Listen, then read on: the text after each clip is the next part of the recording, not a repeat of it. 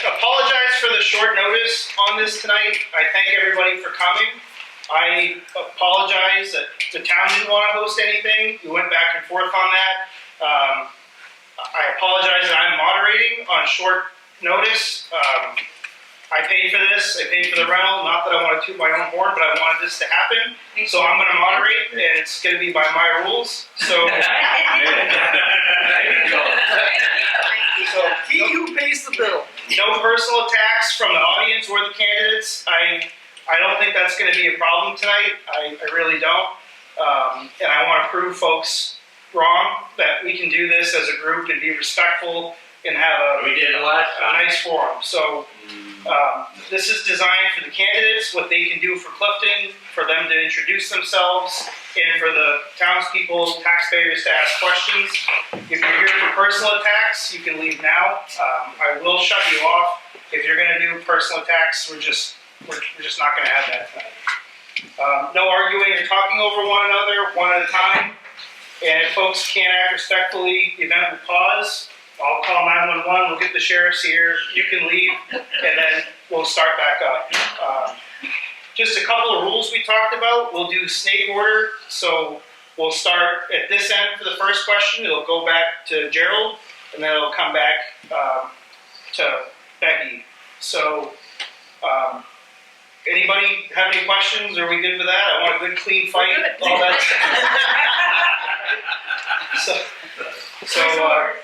Thanks everybody for coming, and I guess we'll start right off with a few questions, just generic ones that I'll ask, normal boilerplate type stuff, and then we'll do some Q&A from the audience. I would say when we get to the audience part, we'll do, if you have a question, it's a question to all candidates. It's not directed to one personally, so we'll do the same format. Each person will have a chance to answer it. I don't want to do time limits or anything. 3 minutes generally. If it gets too long, maybe we'll give you the Oscars hook, but I think in general, just keep it reasonable. So we'll start right off. The first question is pretty generic. Who are these people? That's where I'm starting. So first question is, who are you and why are you running? Just tell us a little bit about yourself, and we'll start on this end. My name is Rebecca Vignali. Most people know me by Becky. I've lived in Clifton for about 10 years now, and I really found a need to help the community and help the people to I talked about this. Always tough going first, but to help the community. Basically, I think we need some fresh blood on the town. I think people are doing the best. I don't know. I probably know 2 or 3 of you in the room, and I'm hoping you get to know me better. I guess that's it for right now. Perfect. Oh, great. Great. Greg Newell. I moved to town in December of 2024. I grew up down in Gorham, Maine. How I got up here is a long story, but I'll try and make it quick. I tried college after graduating out of Gorham High School. Wasn't for me. I joined the Army, and I joined active duty. I started out in infantry, then went over to military intelligence to maintain all their electronic systems. And 22 years later, I retired, did some contracting work for the Army and the government, and I have 2 kids, a freshman in high school who will be 15 this year. He's a handful, and I have a 7-year-old girl who feels like she's 22. Wants to have a lot of boyfriends, and the answer is always no. I moved to Clifton. I couldn't afford down south, and I actually moved to Herman first and bought a whole 1890s farmhouse to fix up and raise my kids. But my father got cancer, then had a major heart event, and he couldn't handle living in the house that we're in. So we found this house in Clifton that's all 1 floor, and now he lives with us. He'll be 90 next month, and my main job is to take care of him and take care of my kids, and my nice wife who's over there in the corner gets to go to work. Why do I want to run? I really wasn't planning on it. I've always thought about running, but quite a few townspeople reached out to me, saw me at the meetings, thought I would be a good fresh set of eyes and ears and hopefully ideas, and me and my wife talked about it, and I said, well, let's give it a try, and now here I'm sitting. Awesome. Great. Thanks, Greg. Thank you. Cindy. My name's Cynthia Grant. Most of you know me by Cindy. I've lived in town for over 30 years. I have 2 sons, 4 grandsons. Been married to the same man for 41 years. Most of you know him and not me. The reason that I'm running is I'm experienced at municipal government. I have some concerns that I would like to try to help the town, and I have the time. I'm retired. Thanks, Cindy. Gerald. Yeah, my name is Gerald Foster. I've been a selectman once before, and I figured I'd give it another try just to see if I can make a difference in the town.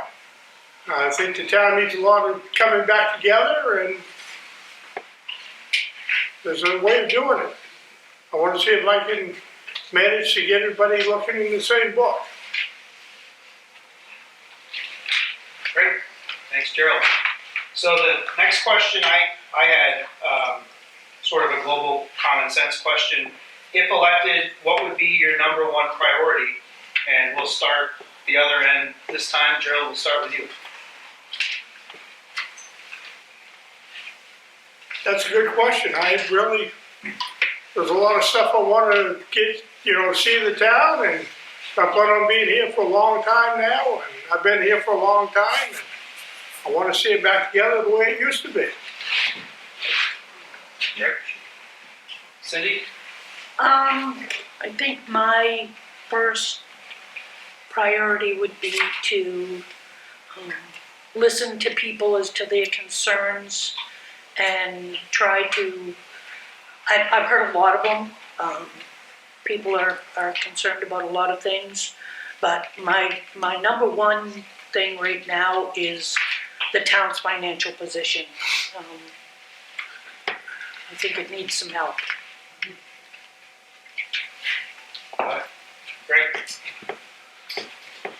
So I have actually 4 things in my head, so I got to pick which one. I would say having a short and long-term plan, and that would really come down to the comprehensive plan. And comprehensive plan is something that all towns have to do, and that sort of lays the groundwork for the town and the board on what direction it wants to run in. And I think without a good short-term plan, like what are our immediate goals and how do we reach those goals, and what's our long-term plan for the town, what is that? And I think that's something the board really needs to think about, and then come together as a group and write it down, and then try to work towards that. Because if you don't have something written down and an agreement to work towards, then you're just sort of going day by day, not really, you're just sort of tackling the issues as they come up instead of looking ahead and saying, this is what we really need to work on, these are our issues, this is what we need to focus on and move forward on. I have to agree with what everybody said, but a long-term plan, it seems like we're definitely fumbling and not committing and completing the goals. Everything seems to be, well, we'll deal with it next month.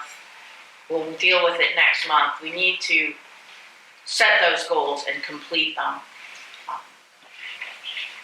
Great. All good answers, in my opinion. I'm not biased, try not to be, so thank you for your answers there. Next question I had was, what is one thing, the biggest thing that you think you could bring to the table as a selectman if elected, or select person if elected? And we could start with you, or we could draw straws and change it up so you're not put right on the spot. It's up to you. I'll go. And then we can work our way down the back of it.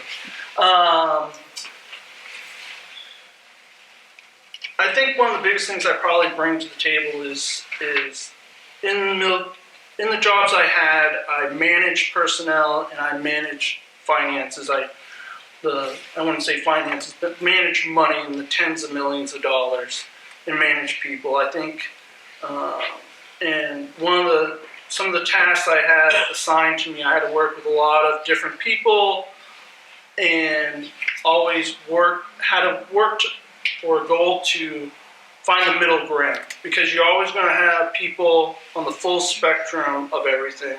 And you're not ever going to make everyone happy, but there is a middle ground where you can make, I hate to say it, the majority of the people happy and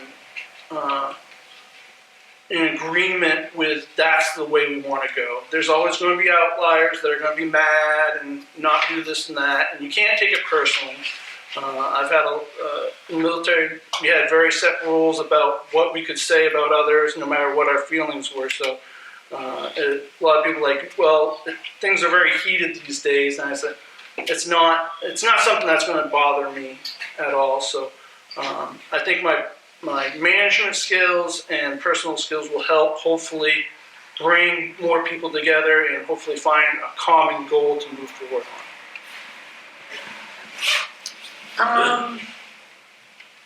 I think that I bring experience to the table. I think I can be helpful in different aspects of the town. I think I know a lot of people. I think that, I think that we need to get back the small town atmosphere in town. And I think I can be helpful with it, with community events and such. Great, thank you. Joe? Been sitting here debating on this, and the biggest thing is you sit there and listen to the people, and write it down and get what everybody make a compromise, and just listen to them. Just make sure that they feel that they're being understood and not pushed off to the side. Great, thank you. Becky? I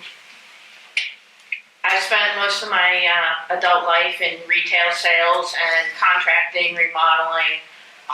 So I've got very good customer service skills. I can listen to people. I can help people make decisions and move forward.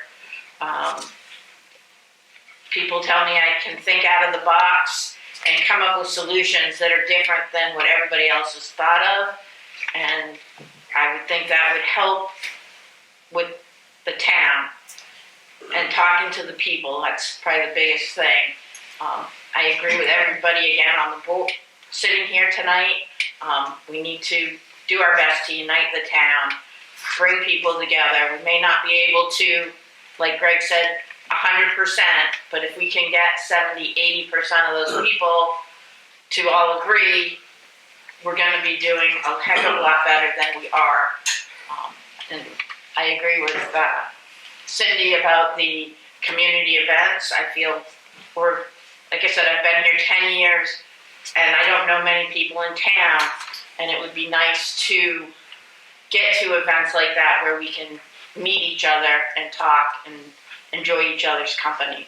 Maine's a great place, and we need to enjoy it together. Great, thank you.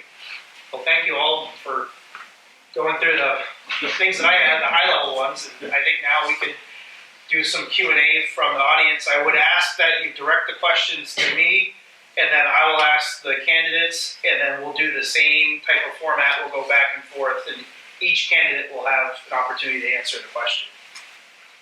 So, Mr. Rand, you're first. Okay, this is like a two-part question.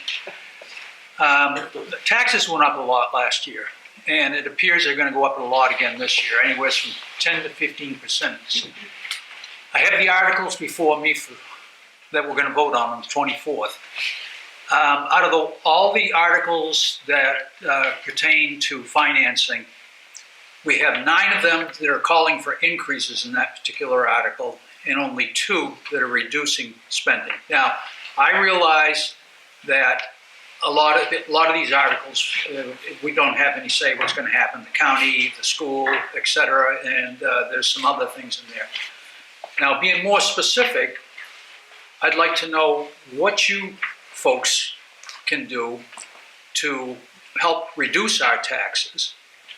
And the other thing, I'm sure that hopefully that all of you folks are aware of what the articles contain. I would like to find out how you all feel separately about paying for extra police protection to the tune of $123,000.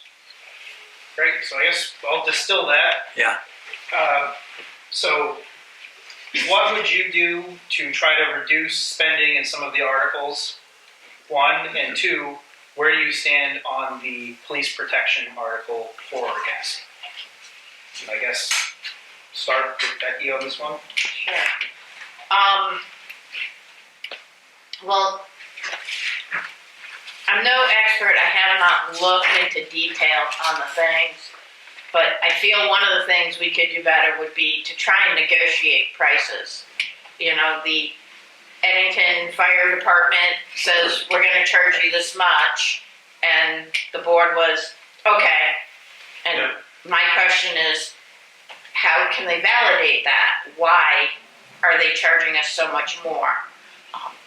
Can we negotiate a better price?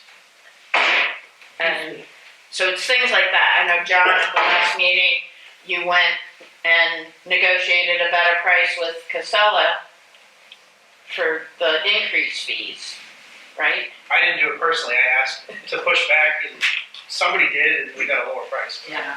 But you initiated that. And I think we need to do more things like that to help lower our taxes. And I think we need to look at the things that we're wasting money on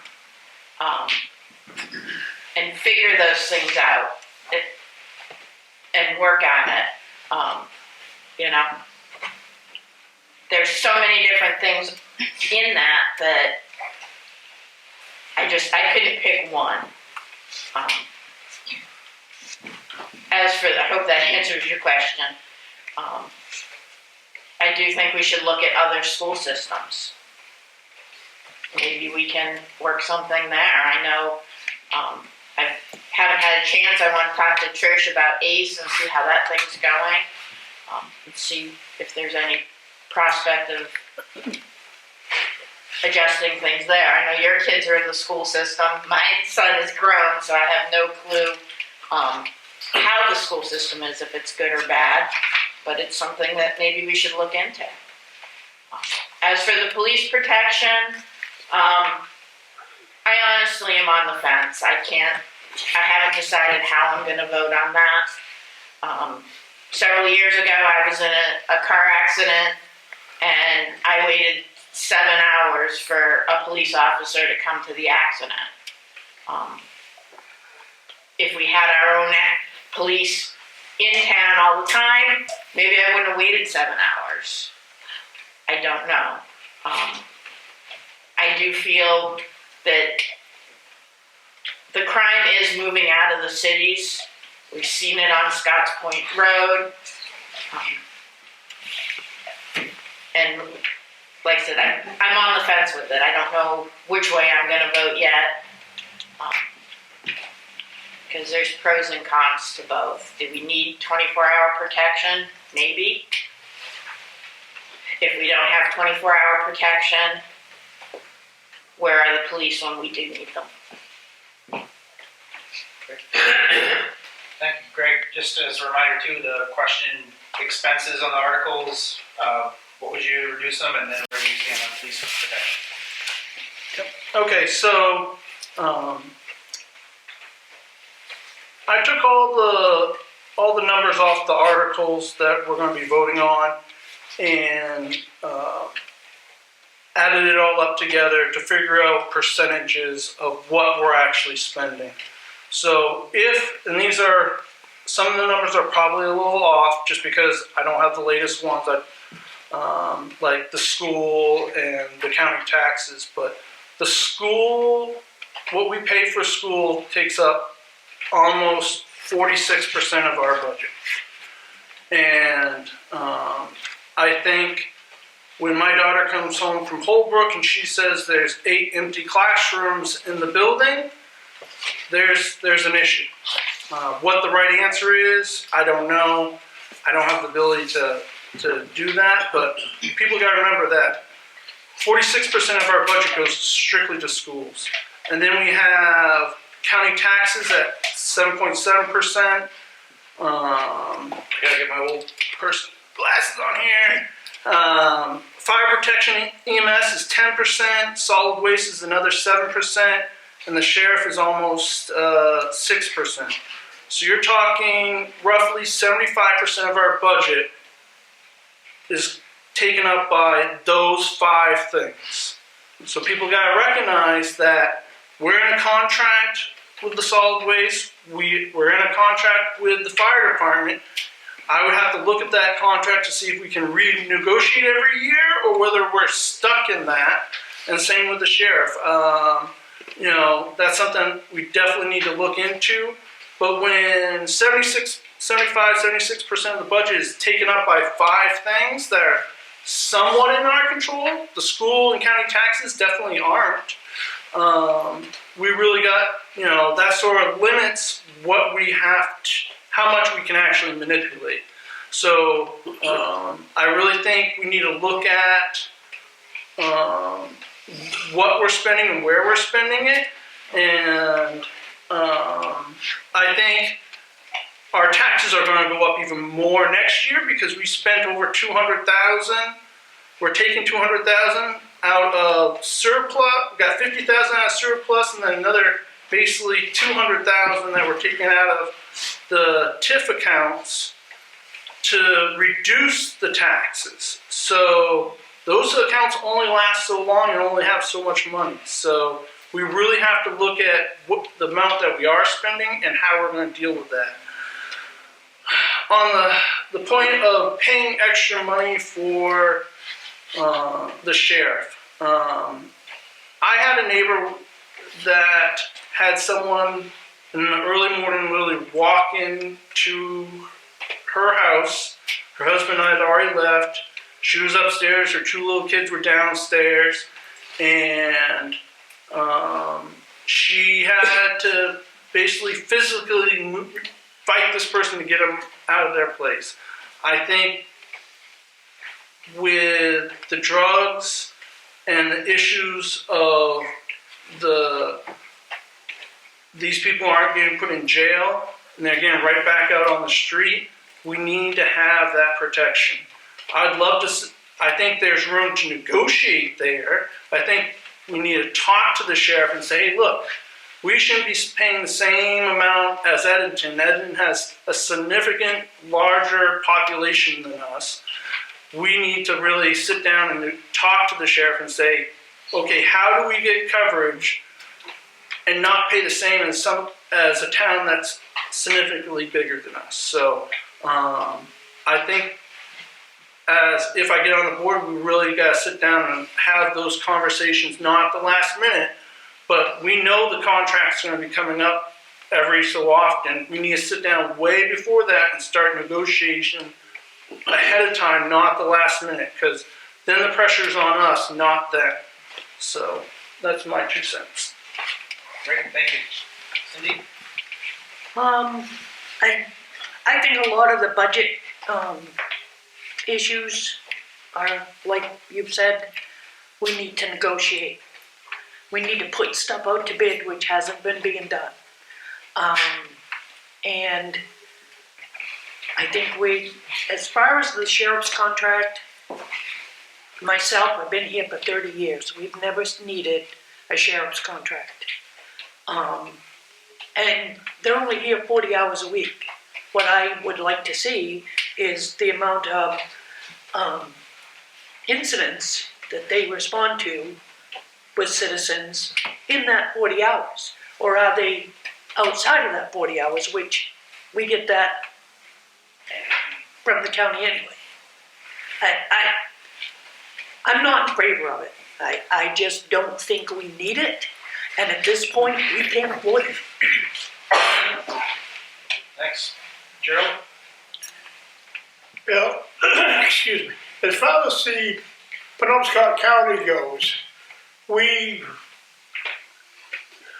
had them, they got involved when I was on the board. And they said that, we see more presence out here, whether it's sitting, with radar on or going patrolling down Scott Point Road or any road. Where the presence is always on the Scott Point Road now, because we have had a lot of problems down there. And they're always out here whenever we need them, and I've had a good, a real good sight of them. And as far as the other budgets goes, I haven't really sat down and looked at what's gone up in spending this year and what, where it's gone to. So I wish I could answer the questions better, but. Great. Thank you, Gerald. Thank you, everybody. Any other questions from the audience? Next one. Thoughts? In the back, Mr. Freeman. Yes, and you can answer this as well as them. What is your position on having a regular town meeting from now on? That one's pretty clear and easy. What is your position on having a regular town meeting? Going back to that, my personal one is I'm definitely not opposed to it. I think it brings the town together. The town never voted to go away from it. It was done during COVID, and we never went back to it. So I'll go on the record as saying that if we're not going to do it, we should vote on it and say we don't want to do it. Right. Gerald, you're up. We're going back this way, so you're up. I wouldn't mind seeing another regular town meeting. All the people get out to see each other at that time, and you get to see the faces of everybody that you don't see anymore. I feel the same way. I think it's part of the reason for the contention in town. It's one of those events that doesn't happen anymore, and it wasn't a town decision. It just happened, and I think it would help in bringing the town back together. I think anything that brings the town together, town meeting would be great. I would even take it a step further that I think we should have 2 board meetings a month until we can really get a handle of everything going on here and have a good plan, and then maybe pull it back. But until we can get some of these, having 12 meetings a year, I don't think is enough. I think we really need to have at least 2 to get things under control and get people informed. I think one of the bigger issues is, with a town meeting, you get information out. Well, I think if I get elected, that one of the things that I'd like to help with is finding a way to get more information out to the citizens, whether that's a quarterly newsletter, whether we put more information on the website, whatever, to get more information out there, because the more information people have, the better decisions they can make. Seems like we're all unanimous. I agree. I think the town meetings sound wonderful. Way to get everybody out and about, and not much more to say. Great. Thank you. Linda. Kind of piggybacking on that subject, how do you feel about the fact that we had to have our meeting here tonight and someone had to pay for it? And what would you do to change that? How do you feel about having this here tonight versus at the town office? I think you can start that. I think it's kind of sad that we couldn't make that happen. I know I talked to Debbie several times asking about it, and I kept it to Dennis. And at the last meeting, it was, with the exception of John, it seemed like nobody really cared to get us out here. I'm grateful that this was able to be done tonight. I think this is a lot more relaxed and low key, and I'm glad to be here. I think, I'm really surprised this town doesn't have one already, but I think one of the first things if I do get on the board is to create a policy that lays down how that space is used. It's a town space. It's not the board's space. It's not the people who work in the town office's space. It's the town space. If someone wants to have a birthday party in there or whatever, there's no reason why we can't set up a policy that says, hey, this is the person that's going to open up the building. We'll potentially charge like a $5 service fee for someone to come in, look at it after the event. Potentially, you could even set it up to where there's a cleaning charge if someone leaves a mess in there. But I was really surprised that the town didn't have a meet and greet of candidates and be able to have those candidates talk to the citizens. It just surprised me. And we could set it up. There's no reason why we shouldn't have a calendar. We know when the next elections are going to be. Why can't we just backwards plan and say, hey, this is when we're going to do it, and put it a year out and block it off, and away we go. I mean, it's not a complicated issue, and it felt like it became a very complicated issue for no reason. Cindy? I feel the same way.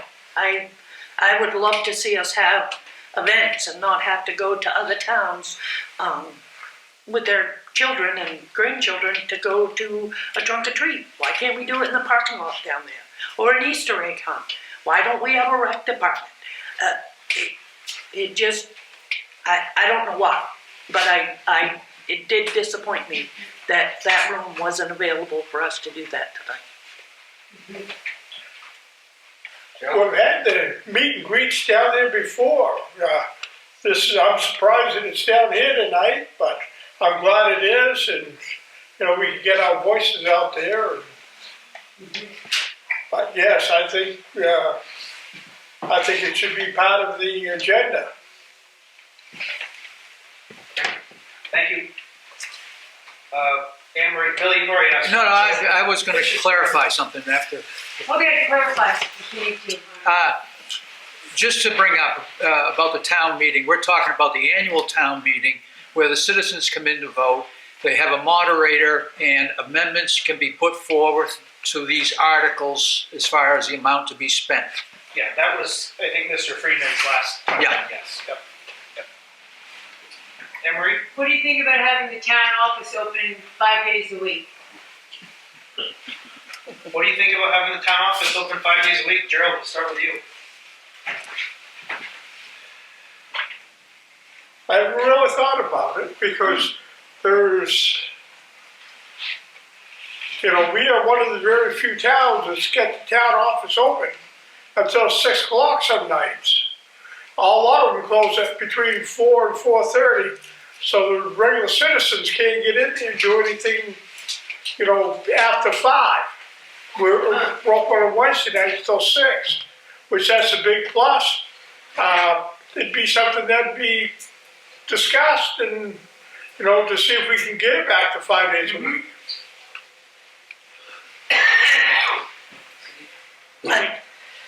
I know that the majority of town offices in the state have gone to a 4-day work week. But this town office went to a 4-day work week, which I have no problem with, but they went from 38 hours to 30 and a half hours. I think that we need to bring that back up now that we have full staff, and we can expand the hours. Great, thank you, Greg. So the the conundrum is if you do open it on Mondays, that means our costs are going to increase. So the question then becomes is the cost worth having it open that additional day? I don't know. I'd have to look at what we're spending for costs right now and really get understand more in depth on a lot of these different articles and what we're already doing before I make any type of judgment on increasing any costs. So I think I haven't been here long enough, so I don't know what it was before. I didn't know they were only working 30, you said 30 and a half hours. 30 and a half hours. That's really surprising to me. So I'd almost rather see more late openings Yes. and working later into the evening to allow people who are at work to be able to walk in and be able to take care of things in there. So. I too would like to see it open later hours during the week, or even a little earlier one morning a week for the people who are, you know, I'm leaving for work at 8:15. I can't stop at the office in the morning, and so I've only got Wednesday night. So, but budget is a big thing, and I don't know how much we are paying the people that are there. I don't know, do we need 3 people there on Wednesday? Do we need, you know, could one of those people be shifted to an evening during the week? But I think we need to look at how busy the office is, where the hours are being spent, and what would be the financial impact. I mean, are we still, and I do not know, we went from 38 to 30. You know, most companies, 32 hours is full-time. Are these people full-time or part-time? And things like that. So budget-wise, I need to look at the numbers. Can I do a follow-up, John? So, I just don't, I think we can do it without increasing the budget. Because there are 3 people in that office now, I think instead of 2 or 3 days a week, that there's 2 to 3 of them there, that, you know, one comes in at this hour and stays later. Or, you know, we now have a girl that lives in town. Maybe we could open a little earlier. But I think you can move their hours around to better accommodate the citizens. Thank you, 100%. Thank you. All right, Jeff, you first. Isn't the town supposed to be getting, like, online vehicle registration, being able to pay taxes and all that? If that is a yes, then we should be able to do 90% of the business that we need to do in that town office at home. Am I incorrect? I don't disagree with you, but that's not really a question Well, for candidates. If I'm thinking correctly, I have an actual question. Yeah. If we can do that, then why do we need to expand the hours? That's my question. Why raise the cost when we've already raised it to do this? All right, that's a fair question. So do you think I'll still that bit, so with online services, do you feel like that impacts the need to have expanded hours? How would you factor that into your thought process? Who's starting this time? We ended here, so we'll start back this way and go back again. So I guess you're Me first. Yeah. We have a lot of elderly in town who are afraid of computers or don't own them, and they prefer to come in and talk face to face with people. So I feel that's something we need to keep in mind. I know they've been having problems with getting the computer system up and running. And let's just take the registrations. Now, you go in, you get your registration, you get your sticker, you're done. Now, they have to mail out that registration and sticker to you. So now we've still got someone doing something. It's still taking what comes from the The state. sticker and registration. Okay, go ahead. But don't they, when I go to the town office and pay, they give me my registration and my sticker.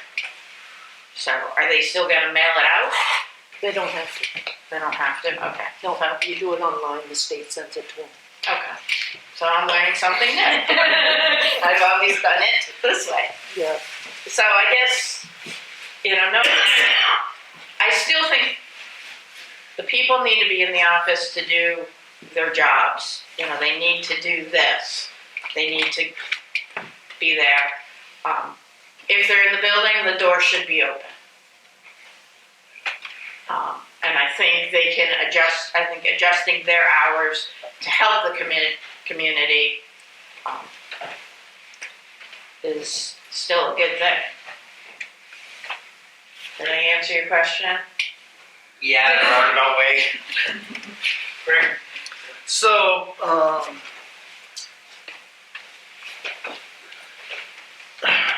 why they're having so much difficulty with the online stuff, I don't know. It shouldn't be as difficult as seems to be going on. I'm more than happy to help with that part.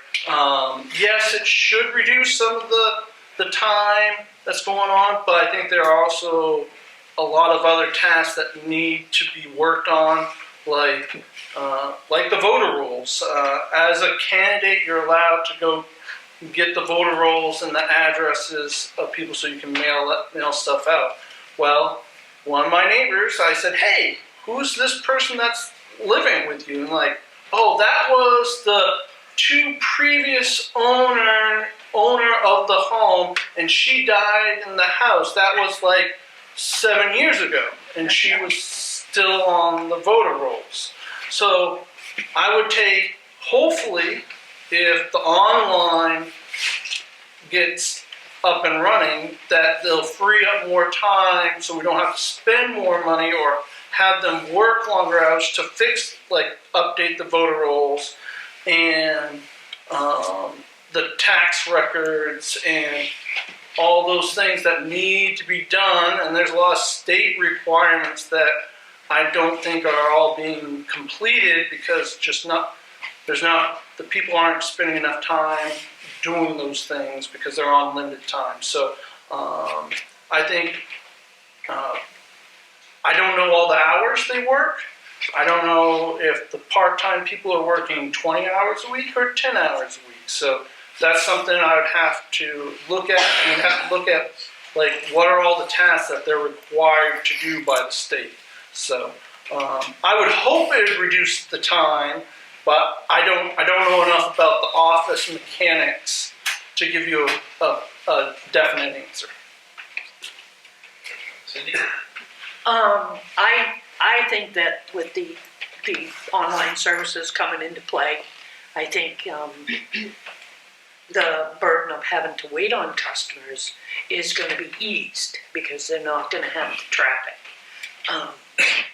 And I think either way, the two part-time girls could be split up to come in either later in the day and stay, or earlier in the morning and leave earlier, to better accommodate the residents that do want to still go in. Thank you. To Joe? give you an honest answer on that, I think the online is great. But getting everybody to use it and understand it, it's going to be another session. Because myself, I'm computer illiterate. Okay, so yes, I'd love to see that. I'd love to everybody get doing it, but it's going to be a little bit of time down the road. It's going to be a good thing. Great. Thank you. Other questions? Mrs. Spencer? Who is not here that's also running? That's another question. Yeah. Well, I just don't know who else is running that's not here. Steve Armenier and Lee Bryant. Thank you. So there's 6 candidates running. four for a full 3-year term, and that is Becky, Greg, Gerald, and Lee Bryan. And then there's 2 for a 1-year term to fill out the remainder, and that is Cindy and Steve Armenia. Did I get that right? Okay, thank you. Everybody agree with that? Okay. Other questions? Mr. Williams? I wasn't prepared to ask a question tonight, but no one has brought this up. So I have had this issue that I feel that it's the select board's responsibility to run this town. It is not the administrative assistant. It's not the 2 people helping her. It is the select board. What do you think you can do if elected to change so you know that things are being done properly financially? Gerald will start. I'll just give one example of something that hasn't been done right. The town has been receiving money for 9 years, maybe 10 years now, that should have been put in an escrow account to earn interest. It was the decommissioning for the first wind project. So that's just a simple explanation that everyone knows and we can talk about, but there's a lot more stuff than that, and ultimately the select board is responsible for the town's finance. So what's your question? I'll put you on the spot. What can, if elected, what do you feel you can do to help with the finances of the town and to make sure that everything is being done? So you know, I can come up to you and you can say, I know we are doing things right. I know we are doing things timely. How do you feel you can get us there? Mr. Gerald? Get involved. Get involved. No rate, keep on stuff in the town office and get the reports of what's going on. Get the reports of where the money's going to. Know where the balances are and, ask questions. Cindy? I think a big part of it is the board learning how to read reports. I know just recently there's been 2 major discrepancies that have been found in the audit, and one has been corrected. The other one's still in limbo, I believe, John. I don't know which. The escrow money. Was that the second one? Oh, yeah, I think, the escrow account got Okay. restated. But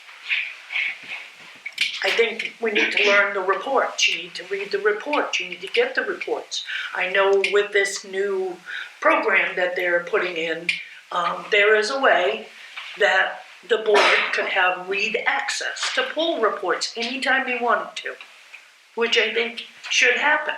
It's their responsibility. This money is their responsibility to you people.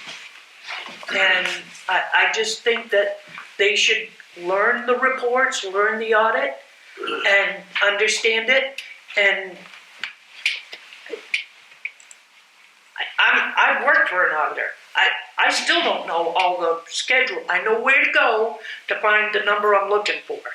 But I don't understand a lot of the comments and a lot of the stuff in it.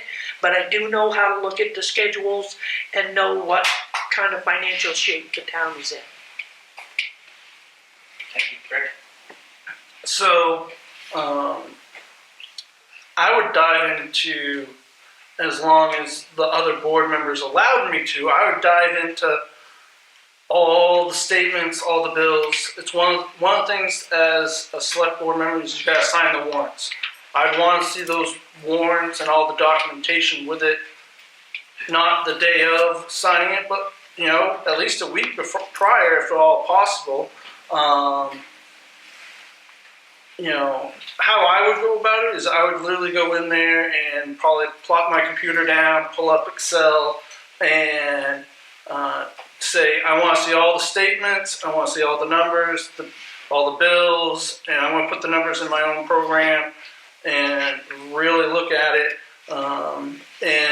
and see where it's going. I know people talk about how towns run budgets and schools run budgets are a little different than a regular business, but there's no reason why we shouldn't be able to have all those numbers present at meetings for the public to see. And there's really no reason why we shouldn't be able to put up a monthly report and plop it on the website for all the town to see where their money go, what money came in and where it went out. In today's technology, there's no reason why we couldn't even automate that to make that happen, and not even have to expend people power to do it. Technology can solve a lot of this issues. It just takes time to set it up. Once it's set up, it just runs. But me personally, looking at these numbers, especially when the current board went over and citizens said, wait a minute, that number didn't match last year's budget. It was this number. That should never happen. We should have those concrete numbers, and there should be no reason why those numbers get mixed up, ever. And all that does is put doubt into the citizen's mind that people are not doing the right thing. It could have been an honest mistake, but it still puts doubt in the citizen's mind, and we should never do that. The citizens should have trust in that we're doing the right thing. And that would be my goal, is to go in there and sit there and look at it all and go through it all. Thank you. I agree. Time. I have the ability to give the time to sit down and look at those records and look at it. I understand basic accounting. I understand where to look for numbers, but the discrepancies and the lack of explanation for things, it's definitely not good. Trust in the board, questioning us. If we can't answer the question because we don't have the information, we need to get that information. We need to be educated. I don't know if I could spend as much time as Greg could and sit down and go through all the bookkeeping, but I definitely would be looking back at things, looking at budgets, seeing where the money is going. I don't believe in signing anything if it's not concrete in front of me as to what it is. But we need to double check and make sure everything's going in the right direction and use our resources. We have a great person who understands finances on the board. He questions things. We need to also question whoever is on the board. We need to question where our money is going for not only us, but for you also. And we need to listen to what you see and picking things out. Great, thank you. Other questions, comments? No comments. Questions? Mr. Melvin? What are your thoughts on holding people accountable on doing their job? As far as the clerks or the code enforcement officer or abatements or anything to do with the town? What's your thought on that? Accountability. What's your thought on accountability? I'm in compliance and I have to make sure all my T's are crossed and I's are dotted every day. Attention to detail is very important, and we need to hold people accountable. But on the other side of that, we need to know what their job description is and what they're responsible for, and they need to know it also. So if they don't know they need to have X, Y, and Z, it's hard to hold them accountable for that. So clear, defined job expectations for everybody, and that everybody knows it. Great, thank you. Great. Total agreement. The phrasing I would use is statements of work. Like, okay, whose job is it to, when a property is sold, and whose job is it to update the voting records? When do you do that? How do you update, who's updating the tax rolls? how are we validating that information? Who's made, clear statements of work and finding, my guess is stuff is getting dropped because people don't know that this needs to be done. And if we don't have a full, complete list of all the stuff that we're supposed to take care of and when it's supposed to be taken care of, if I have to, I'll sit down and type it all out and we'll assign it as a board to people saying, hey, this is when we need to do it, and this is when we need to be notified that it's been completed. Information is key, and my guess is there isn't clear statements of work, so that is why people aren't being held accountable, and things aren't getting done correctly. It's someone's dropping the ball, or they forgot about it because it's not written down. If it's written down, then us as a board can, when we do the annual review of them, we can say, okay, did you complete these tasks that were assigned to you? So that's how I would tackle it. Great, thank you. Cindy? Number one, I don't even know if there are job descriptions available. Let's first ask. that would be a big thing. And then I think that we need, somebody else said it, we need to have more meetings. We need internal control policy. That and the job description will help the employees better understand what they're supposed to do and when they're supposed to do it. And then if something happens, their annual review, it's noted. So just bring it to their attention and try to make it not happen. I agree with what everybody said so far. It's, job description, transparency. We got to know what's going on, and if we don't know, we got to stay involved. We got to stay right there and know what's going on and who's doing what and why ain't it getting done. Who knows? We got to find out why. Great, thank you. It's almost 7 o'clock. Does anybody have a final question? You just asked one, so. Yeah, no. You only get one. Does anybody else have one before we? We'll let Mr. Melvin have one more. I'm just wondering if you're willing to go to any training that's offered to you, like the municipal officers meetings. They have a class to tell you exactly what you can and cannot do. It's almost your Bible. Absolutely. And I know from other selectmen, I don't think they ever went to it, and I don't think they opened the book either. Because they didn't go by the rules. And what you're responsible to do. Exactly. So the question is, would you go to training or take part in training? Most definitely. I think the training that they give out is the good training they've got. I've got to go to training here in a couple of weeks for my job, but they've got courses all the time for everything, and look, you can never step back, you can only go forward. Thank you. Most definitely. I know that selectmen, it's recommended that they take the course that you're talking about, but I know selectmen also are required to take a freedom of access course and get a certificate.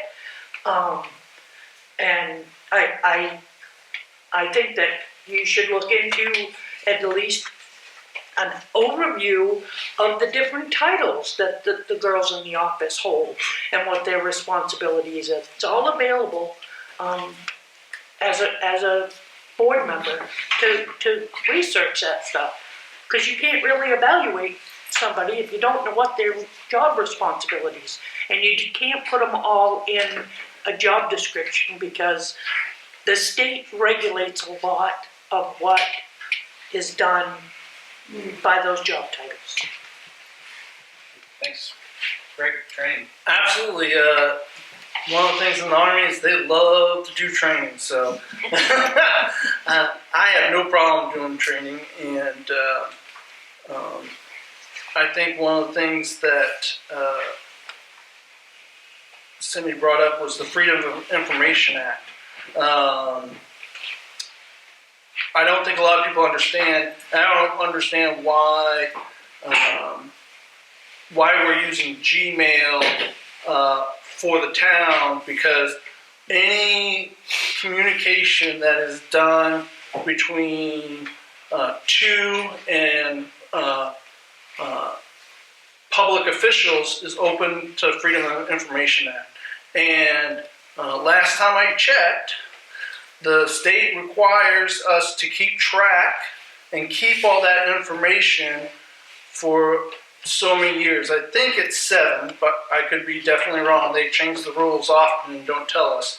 So if a past board member, for example, if the chair leaves and I FOIA request his email traffic between him and the town office, the town would have to be able to get access to all those emails and be able to do it. So no private emails should be done.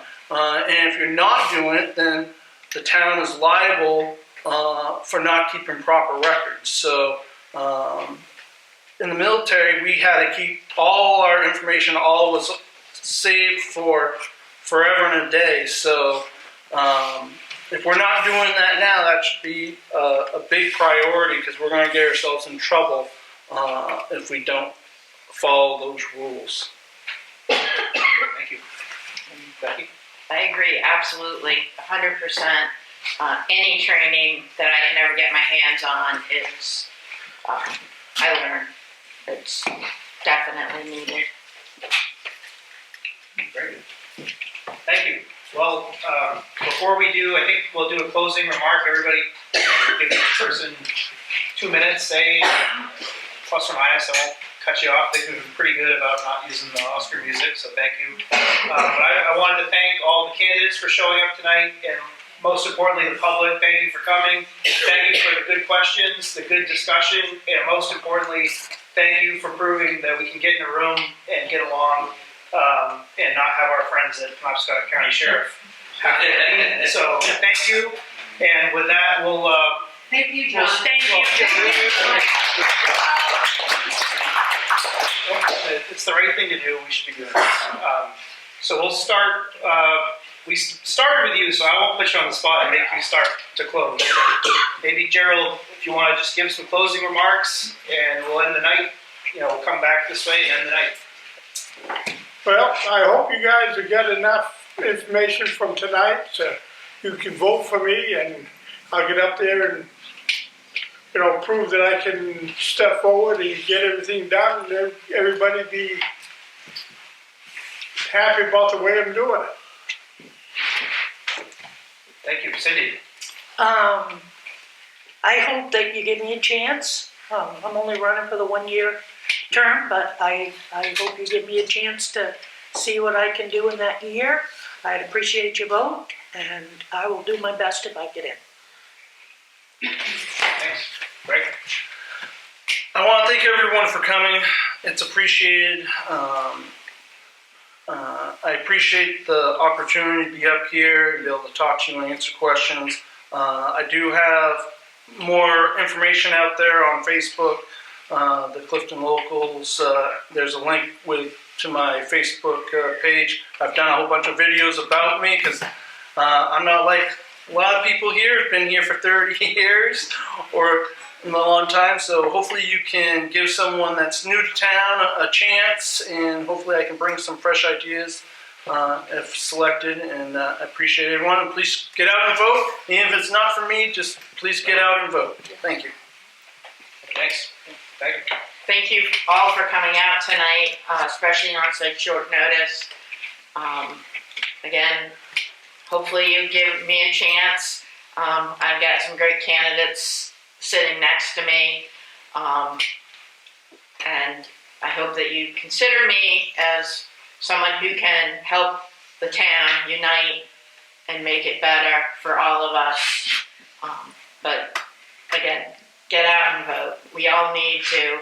There's 600 and something registered voters in town. We need to see all of you. Thank you very much. Thank you. Thank you. So, round of applause for all the speakers. Thank you all. Gerald Folster, Cindy Grant, Greg Newell, Becky Vignali.